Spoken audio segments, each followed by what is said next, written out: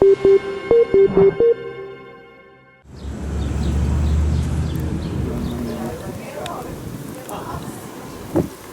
8 տարի է, ինչ Էրեբունի ամրոցում պեղումներ են կատարվում հայ-ֆրանսիական արշավախմբի կողմից և պեղումները հիմնականում կենտրոնացված են Խալդի աստուծատճարում և նրա հարակից տարածքներում, այն հատվածում, որտեղ գտնվել է Սյունազար դահլիճը։ Այս տարվա կարևոր հայտնաբերումներից մեկն էլ մի շատ կարևոր կառույցի հիմնապատեր ենք բացել և մեր կարծիքով այդ կառույցը ունեցել է ծիսապաշտամունքային բնույթ։ Տեսեք, այստեղ տեսնում եք երեսի հատված այդ պատերի և տեսեք ինչ լայն պատեր են, այս մասում ևս շարունակում են և ըստ երևույթին ունեն քառակուսի մի կառույց, որը մեր նախնական կարծիքով կարող է լինել տաճար։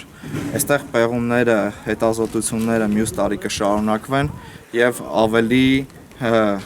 ավելի մեծ պաշարով արդեն կարող ենք խոսել այս կառույցի մասին։ Վերջին մի քանի տարիների պեղումների արդյունքում Խալդի տաճարի արևմտյան պատի հարևանությամբ բացվեց շատ գեղեցիկ խճահատակով մի փողոց։ Նման փողոց մենք դեռևս չունենք պեղված որևէ այլ urարտական հուշարձանում։ Այս փողոցի հայտնաբերումը մեզ ոչ միայն հնարավորություն է տալիս թվագրել այս հուշարձանը, նաև այստեղ ֆիքսվել են երկրաշարժի հետքեր և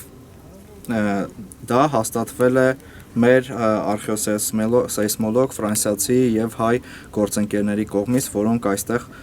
նախորդ և այս պեղաշրջանների ժամանակ համատեղ աշխատեցին։ Այդ երկրաշարժը մոտավորապես պետք է թվագրվի մեր թվարկությունից առաջ 7-րդ դարի առաջին կեսով։ Այստեղ կա երկու մուտք, առաջին մուտքը և երկրորդ մուտքը։ Եվ երբ որ երկրաշարժը եղել է, տեսեք պատերը ինչպես են խարխլված և պատի շարերը իրենց տեղից դուրս են եկած, այնուհետև աղյուսներով փորձել են փակել այս մուտքերը և հետագայում արդեն մուտքերը փակել են։ Այս հատվածում ևս երկրաշարժի հետքերը, պատերը դեֆորմացված և